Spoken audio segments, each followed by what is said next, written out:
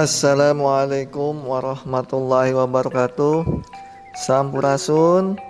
Alhamdulillah dina danget ieu patepang deui sareng Bapak diajar basa Sunda. Dina danget ieu Bapak bade mendarkeun materi ngeunaan maca sajak. Mangga hidup sadaya pegepkeun naon materi anu bade dipedar ku Bapak.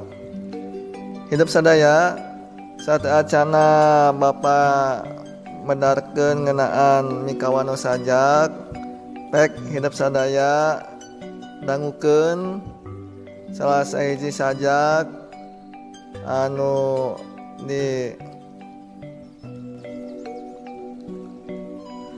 dibacakeun ku salah saurang siswa.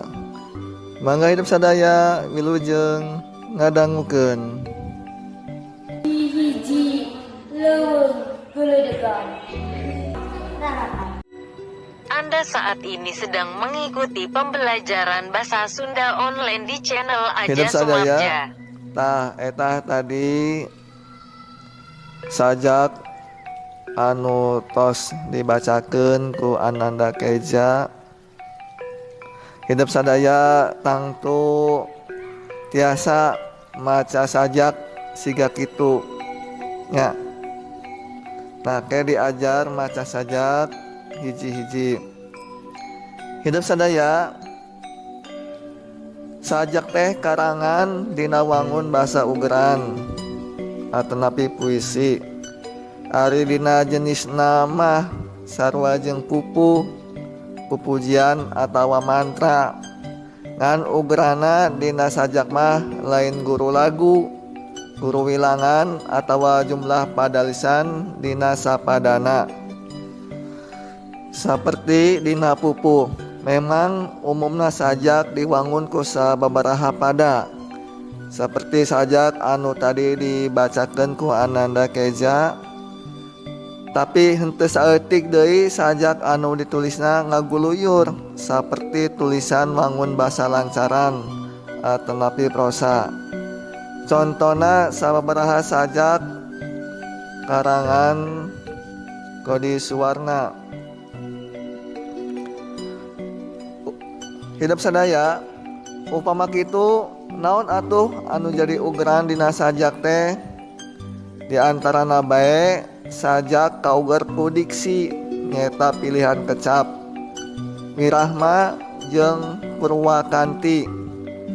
Dina sajak diksi teh kacida pentingna kusabab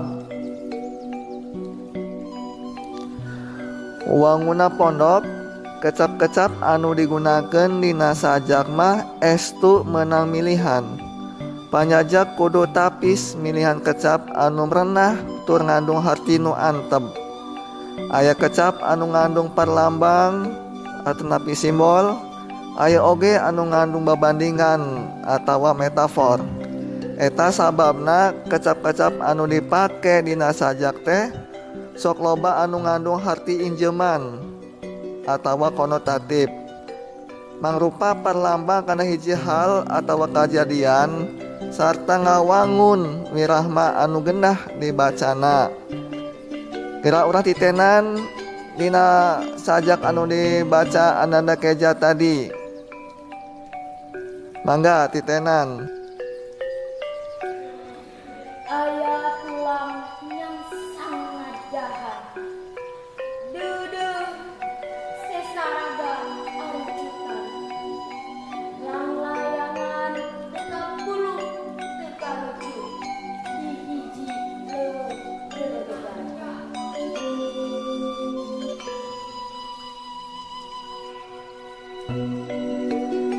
Sobi perhatikeun dina sajak anu didangukeun tadi eta yang disebat istilah murwakanti. Naon sih ari disebat murwakanti teh? Murwakanti teh nyata sasaruaan sora basa anu aya dina dua kecap atanapi gundukan kecap atawa leuwih. Sora basa anu sarua teh ayana bisa dina padalisan anu sarua, bisa oge ayana dina padalisan anu beda, bisa di bagian awal, tengah, atawa tungtung padalisan. Dina sajak nu tadi didangukeun upamana bae anu murwakanti teh aya dina tungtung padalisan anu beda. Sobi perhatikeun deui ye contoh murwakanti.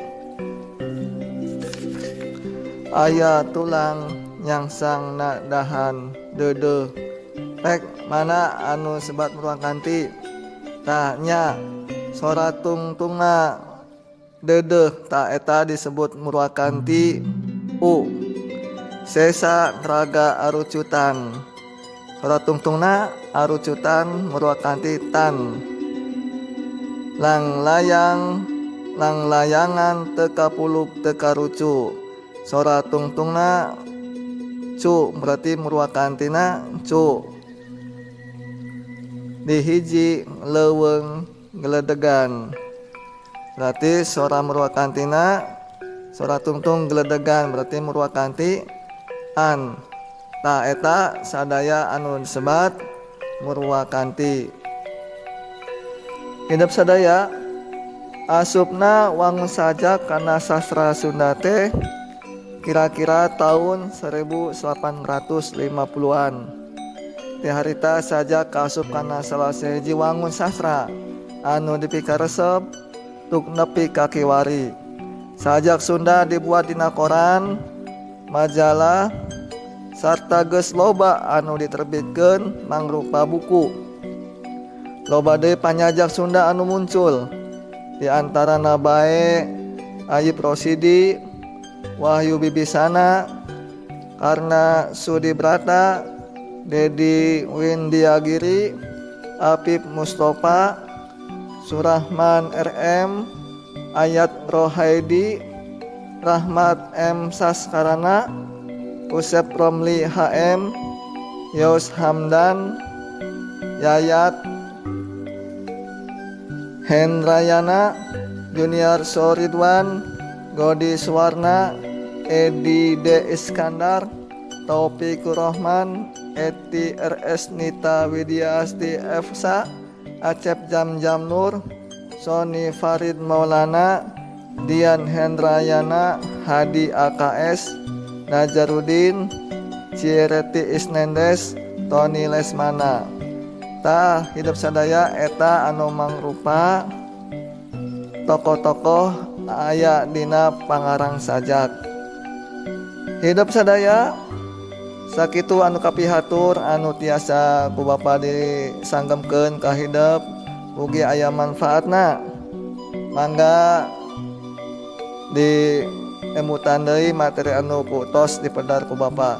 Sakituan kapihatur kalawan di akhiran. Walakumikum wassalamualaikum warahmatullahi wabarakatuh.